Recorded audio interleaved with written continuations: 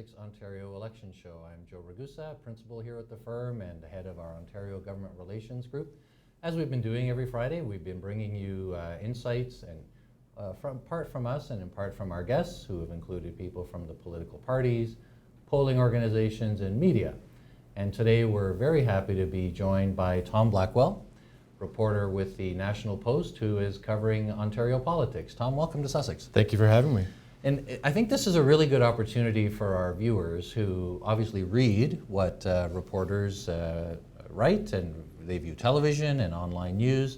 But I think this is a good opportunity for them to hear directly from someone like you what it's like to cover the Ontario election as a reporter, what you're looking for, what you've seen so far, and what we might expect in the days ahead. So we are now officially, I guess, in day 3 of a 28-day campaign. Of course, the election will take place on June the 7th. And Tom, you've been covering Ontario politics for a while now. Mm-hmm. And I should point out that whereas different media outlets assign a reporter to be on the Liberal bus or a reporter to be on the NDP bus, Tom is actually covering the whole election. So he's able to take a more holistic view and approach to this. So it's great that you could join us. I know you're real busy, and there's a northern debate happening today in a little while, and Tom's going to be off to cover that soon. So give us your sense. It's early days. We have had one televised leaders debate that I think CP24 put on. Early sense, what are you seeing? What's surprised you, if anything, so far? And yeah, well, I mean, what is kind of interesting is, since the end of the Conservative leadership campaign, when Doug Ford was elected, of course, it was until the last week or so, it was kind of striking that Ford had sort of maintained or even in some polls increased the lead that the Tories had, because, even people within his own party were sort of speculating that he may hurt their chances, but in fact he seemed to hold that lead for weeks, really. Finally, in the last few days, we've seen a little bit of movement.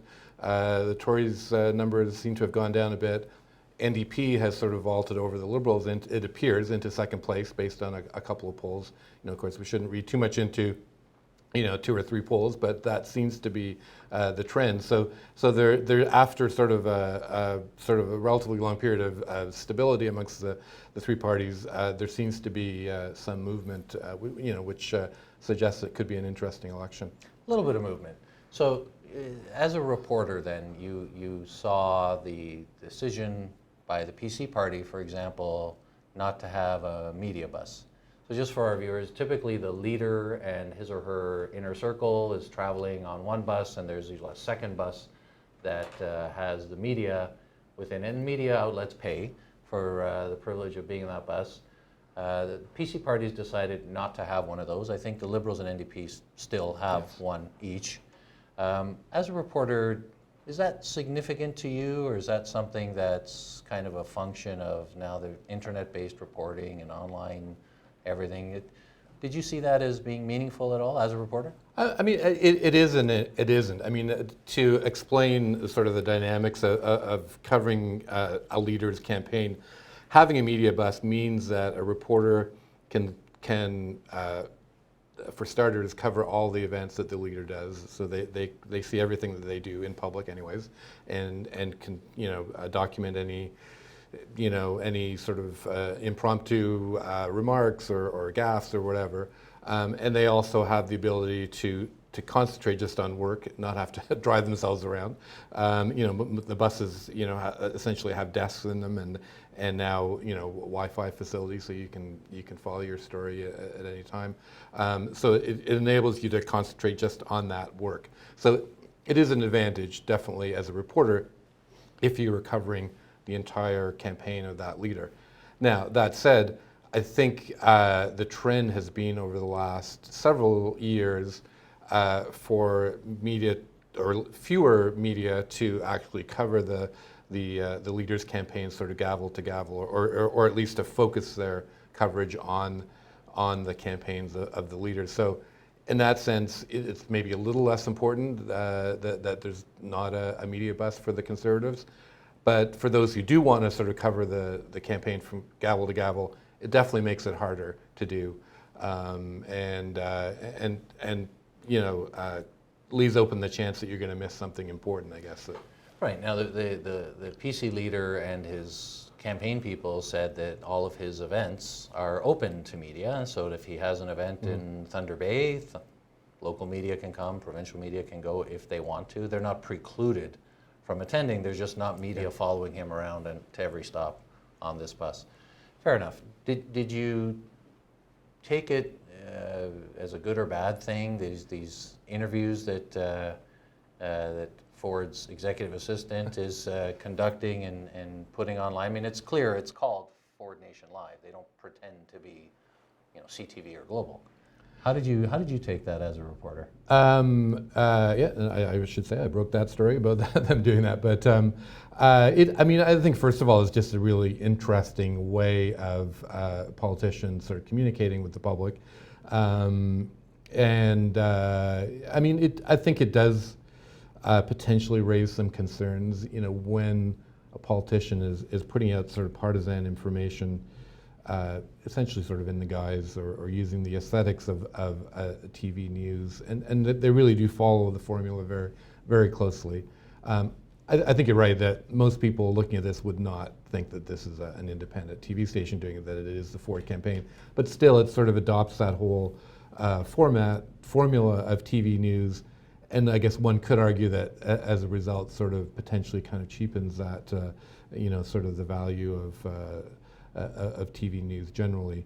But I mean, I don't think anyone's going to be sort of deceived as to what they're looking at. And to be fair, I should point out that the PC War Room was pretty quick to let everybody know that in the 2007 election campaign, Ben Chin, who used to be a television anchor in Real News, had gone to work for the McGuinty Liberals and did a similar sort of reporting, if you will, on behalf of that party. It was a bit different, but yeah, it's similar. A little different. So you watched the first debate? Yes, yeah. Okay, so impressions, or what? How did you report on that debate for those who might not have read your piece on it? Yeah, I mean, our sort of approach is not to try to sort of identify a winner. It's more sort of to try to document what happened and what was said. I mean, it was interesting because you had two of the leaders sort of on the defensive through the whole thing, because you had Horvath and Wynne attacking Ford, and Ford and Horvath attacking Wynne for her record. So Andrea Horvath essentially was sort of left more or less kind of unscathed, and I think if you were to declare a winner in that debate, it could arguably be her. Mm-hmm. But I think partly just because she was always on the offensive or positively promoting her own policies, and not really having to defend anything herself, as opposed to the other two leaders. I was surprised. It was a very scrappy debate. They're often sort of talking over each other, and it got, I wouldn't say angry, but sort of quite heated at times. And it was a bit odd in that the three of them were standing the whole time. Yes. And we could see in behind them these chairs with a writing surface, like student desks almost, that maybe they thought originally they'd have them sit there, and I guess as soon as one of them stands up, the other two kind of have to, because it was a bit strange. I did see Horvath get a lot of credit in the online commentary, because the format was to invite questions from the audience, obviously pre-screened questions. And, I think Ford and Wynne were accused a little bit of kind of pivoting, in media training, don't answer the question that was asked, answer the question that you want to be asked. But the Horvath actually got some credit for answering the question that the audience member asked. And I think she scored some points on that. Yeah, no, I think I would generally agree, and I think, especially Ford, and to a lesser extent Wynne, I think did do a lot of sort of pivoting to the talking points they wanted to get out there. Yeah. I mean, you could argue about what, sort of the value of having those sort of audience questions, and which may or may not be the issues of the day that are relevant to wider group of people. But if you're going to have them, I think you should be answering the questions. I thought Cynthia Mulligan did a good job of moderating. I wasn't crazy about the format. I felt like I was watching a kind of disjointed, well, now we're over here and now we're over there, and almost like I felt like when CNN covers election night, they go to the big board and the guy moves numbers and maps around. So that's fair. So beyond the debate then, this week we've seen a number of planks unveiled by Doug Ford. He talked about a middle-class tax cut. He talked about, earlier on he had referenced a corporate tax cut, $5 billion in transit. And all of that is out there, and of course the other parties' war rooms immediately start to shoot down whatever their opponent puts out there, which is the way these things are run. So as a reporter, can you get influenced or swayed by what the war rooms put out, or do you, you're a human, do you just kind of focus in on what that particular leader announced and kind of set aside all of the spin that comes out of the opposing war rooms? No, I think it's I think it's somewhere sort of in between. You don't want to just parrot whatever the leader is saying on that particular day. Not by any means. You want to, at least we at the Post want to sort of analyze what they are putting out there, and that would include looking at what the other parties are saying, and if it's, but you got to sort of judge whether their critique is reasonable or not, and not simply report it because they're saying it, and it could possibly, they could be onto something, it could be a legitimate sort of critique and a flaw they've identified in whatever policy the other party is putting out there. So that stuff can be valuable, but I think you got to take it with a grain of salt and not just sort of parrot it, Yeah, fair enough. And I don't know if I was interested or intrigued or entertained, but the other day, someone from the media, when Doug Ford made an announcement, the announcement was, I think, about transit. It was not about legislative process. And one of the reporters, I would not ask you to critique a colleague in media, for sure, but one of the reporters asked him, kind of out of the blue, how does a bill get passed in the Ontario legislature? And Doug Ford didn't take that well. He called it a gotcha question, and I see you smiling over there, and don't worry about it, we're going to pass lots and lots and lots of bills. Is it important, do you think, if the election is a job interview, that 14 million people are looking at these three people and say, okay, we're going to hire one of you to be our premier? Is it important that a party leader, a potential premier, be able to describe first reading, second reading, debate, committee, clause by clause? Is that important? I think it's probably somewhat important that they at least have a sort of a general sense of what that process is, just because it sort of indicates that that they've followed provincial politics and know essentially how the system works. Because if you want to be premier, you have to sort of work the system and in order to get things done. Not to criticize that question, I don't think I would have asked that, or at least I think if you're going to ask that, maybe ask all three leaders and do a story sort of on what their responses were. I think one could argue perhaps is a little bit patronizing, singling out Doug Ford to ask that question. That said, I think it is important that party leaders know this stuff. Well, there's a couple of things. So one is, they have limited his media availability, and I think it's 5 or 6 minutes, a very limited number of questions before he exits. And so I think from the media's perspective, we have to use whatever questions we have, whatever time they allow us to ask maybe about the thing that he announced that day. But I think it was kind of strange. How do you take it as a reporter when you're told, come to this event, come and cover it, so leave your office, your home, wherever you happen to be, to cover this event, and then the party leader, whoever it is, makes their announcement and kind of cuts off questions? Do you feel hard done by? Do you feel like that's wrong, that they should limit that kind of question time? I mean, I certainly don't take it personally, but I think, I think it's surprising when, especially when an opposition leader, restricts some media questioning to the extent that Doug Ford has. I mean, normally, you expect the opposition politicians to sort of be standing out there and taking as many questions as they can and getting as much time and sort of in the limelight as they possibly can. So it's a bit surprising in that sense that he has limited questions.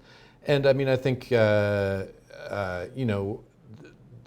more questions get to sort of having the leader explain their policies better and how they would work and how they would be paid for, that kind of thing. So, I mean, absolutely, those more questions are valuable in terms of producing a better story about whatever their the leader is announcing. Of course, it's their right to take as many or as few questions as they want. And I would say, perhaps sadly, as a journalist, that what I've noticed over time is the public doesn't seem to really care that much about when media is restricted in their coverage of politicians. It doesn't seem to be an issue that resonates with the public, unfortunately.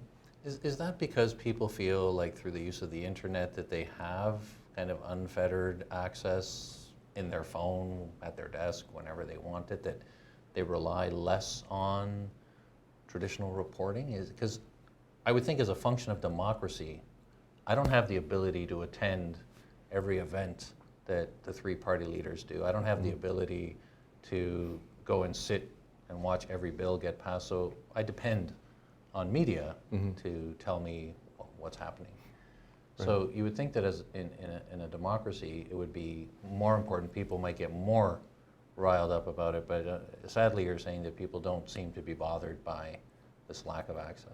I mean, that's my impression. I mean, I've never seen any polling on that, but that's the impression I have. And I mean, perhaps it's just that people see this as kind of like a sort of an inside baseball issue for the media, and just we don't care how you do your job, just do it, and make the best of what you're offered. And I think some people see the media as being sort of almost antagonistic towards politicians, and don't begrudge the politicians sort of limiting their exposure to the mean reporters. But yeah. So I saw the same reporter who asked that question. I follow him on Twitter, and not from the Liberal or NDP war room, but from him, that same reporter. I saw a YouTube video from the 2014 mayor's campaign, where Doug Ford and John Tory, who ultimately won and became mayor, are sitting at at a table like this, and Doug Ford asked John Tory a similar question. Do you know which committee of council handles procurement? And of course, Tory didn't, and then Ford said, well, do you know how many committees we have at all?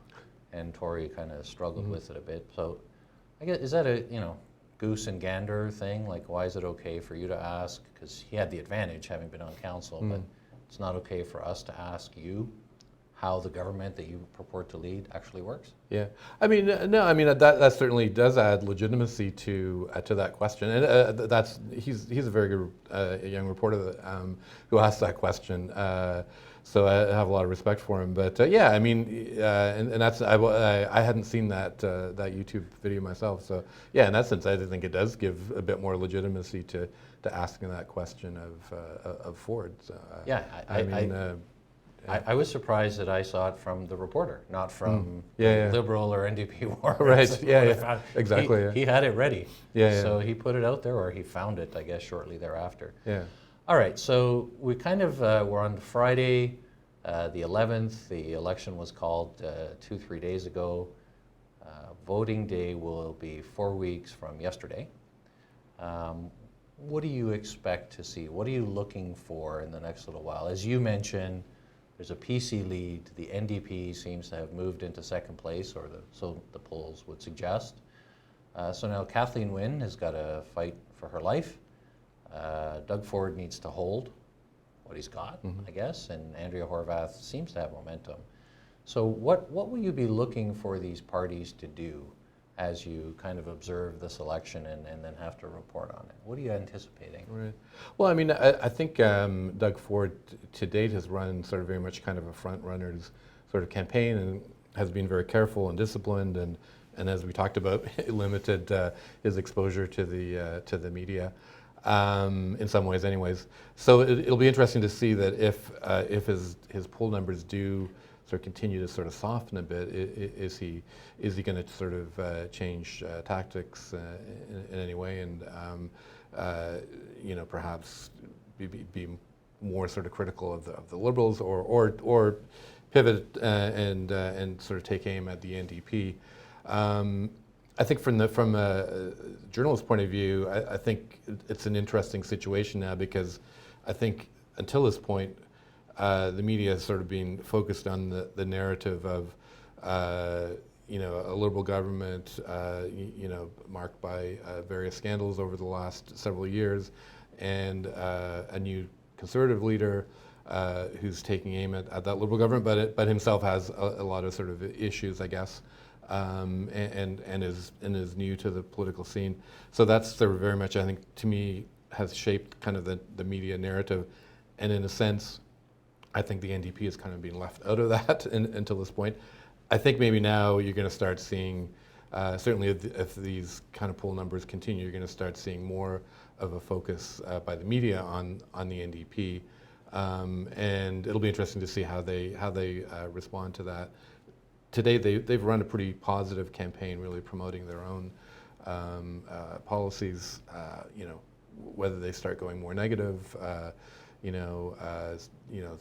seeing that they might have a chance of beating Doug Ford that'll be interesting to see. I think they're gonna start playing for the win because I think they're anticipating that some of that progressive vote, some of that anti-PC, anti-Ford vote, could potentially coalesce around them, as it coalesced around Kathleen Wynne last time. So the Liberals have spent, by the way, I have to say the NDP dodgeball ad, I don't know if you've seen that. Yes, it's great. Yeah. I thought that, I got a kick out of that one. And Horwath has said that in this election, the choice doesn't have to be between bad and worse, which is how she characterizes Wynne and Ford. But I agree, I think we're gonna start to see people putting the NDP in their gun sights. The problem, if you're the Liberals and your budget and what you're running on looks a lot like the NDP's platform, pharmacare, dental care, child care, details differ and levels and what's covered differs, but they have a problem. I think that, what do you go after? You're gonna go after Horwath personally? You're gonna go after, like, what can they do? Yeah, I mean, I interviewed Kathleen Wynne a few weeks ago, and she, she more or less admitted that they have moved, considerably to the left, and a lot of their policies are very similar to the NDP. But she still sort of tried to portray the Liberals as the centrist party. She said, Doug Ford is all about helping, his corporate friends, and the NDP thinks that business and free enterprise is evil. We're somewhere sort of in between and more reasonable. And so, I mean, it's possible that she's going to sort of, expand on that sort of notion, I guess. But as you said, it's difficult when they have, in terms of their policy planks, their budget, they have sort of positioned themselves so far to the left. It's hard then to sort of claim to be the party of the center. It is, and from Doug Ford's perspective, we see him. We had him as a guest on this show during the PC leadership process, and he had a laser-like focus on Kathleen Wynne and the Ontario Liberals. Andrea Horwath launched her platform some weeks ago, and Doug Ford's statement was about Kathleen Wynne and the Liberals. He didn't mention the NDP or their leader at all. How hard is it going to be for him to shift and start to talk about why voting NDP is a bad idea? Because, and I'll say this, there are parts of the province where the Liberals just don't play. There's part of southwestern Ontario and parts of the Niagara region, parts of the north, where it's going to be a PC-NDP fight. Right. So while Ford and Horwath are taking turns hitting the piñata, which is what Kathleen Wynne has become, their local candidates need their leaders to help them out, right? Because and New Democrats, like Wayne Gates in Niagara Falls, for example, I have no data about that riding, but he comes to mind, where the PC numbers are quite strong in that region. So he's not worried about beating the Liberal there. He's worried about beating his Conservative challenger.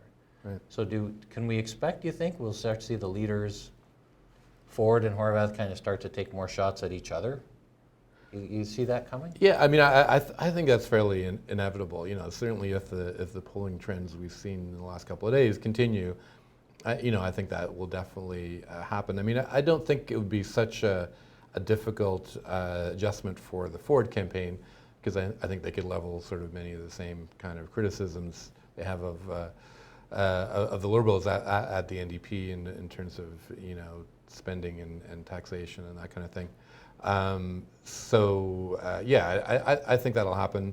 I think Horwath would have to be somewhat careful in sort of going really negative on Doug Ford, because I think part of their appeal has been sort of the relatively positive nature of their campaign.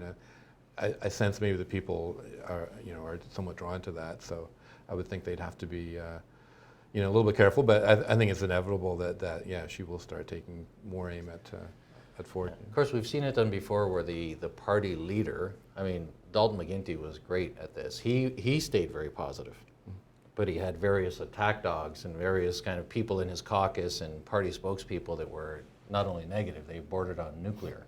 But he himself was never on television at night trash talking the other side. Right. But his people were. Yeah. So we could see that as well. I don't know who the designated attack dog would be in the NDP caucus, but I'm not sure. Suppose they could find one. I mean, just seeing the stuff that has come out from the NDP war room, it tends to be more aimed at sort of critiquing Ford policy as opposed to anything more sort of personal in terms of going after individual candidates or Ford's character or stuff like that. I mean, it's been relatively sort of sedate, I guess, in terms of going after the Conservatives.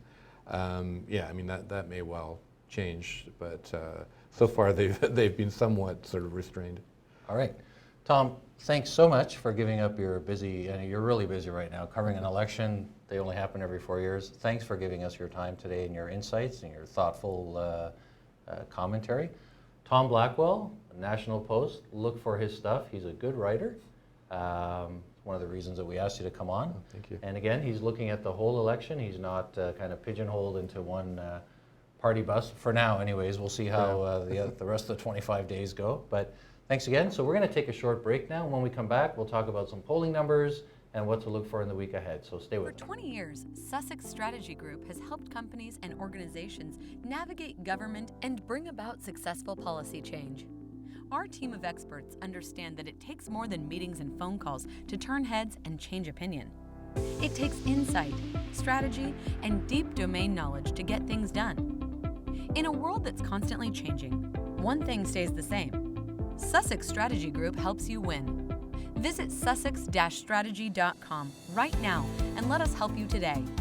Sussex Strategy Group, 20 years of getting you results. Looking to take your digital advocacy to the next level? Get in touch with our team at Sussex Adrenaline. Sussex Adrenaline is Canada's most awarded digital public affairs agency. Using our proprietary advocacy platform, Vox, supporters of our clients' campaigns have sent over 1 million letters to their local politicians advocating for change. Let us help you design your next advocacy campaign and get the results you need to win. Sussex Adrenaline, digital that actually gets you results. We hope you enjoyed that interview with Tom Blackwell from the National Post, who's covering the Ontario election for that paper. Since the last time that we spoke to you, last Friday, there's been a number of public opinion polls that have been published. We'll just take a second to quickly go over those. On Monday of this week, we had a Polera poll done for and in conjunction with Maclean's magazine that actually showed the PC party at 40% support, the NDP at 30%, which is significant, and the Ontario Liberals at 23%. Similar timing, Abacus data reported, I should say too, the Polera poll was 1,010 people sample size, so it was fairly large. Abacus data reported the PC party at 35%, and both the NDP and the Liberals at 29%. For the Liberals, that's one of the higher numbers they've had in recent polling. A couple of days later, Ipsos, on behalf of Global News, did a poll, and Abacus was 1,755 people sample size, so it was a large poll. Ipsos poll for Global News, 1,197 respondents, showed the PC party with 40% support, the NDP at 29%, and the Ontario Liberals at 26%. And just yesterday, it was reported in Post Media that Forum Research had done a poll, 777 people, so a smaller sample size, that showed the PC party again at 40%, the NDP at 33%, and the Liberal Party at 22%. So there seems to be a trend here. The Ford PC vote seems to have stabilized at around 40%. We'll have to keep an eye on that. Recall that in the wake of the leadership, heading into this campaign period, they were actually in the mid-40s. We were seeing 44, 45, 46%. That seems to have trended down a little bit, but still very comfortable at 40%. And when your two opponents are both relatively evenly split, 40% means a significant majority government will be elected on June the 7th.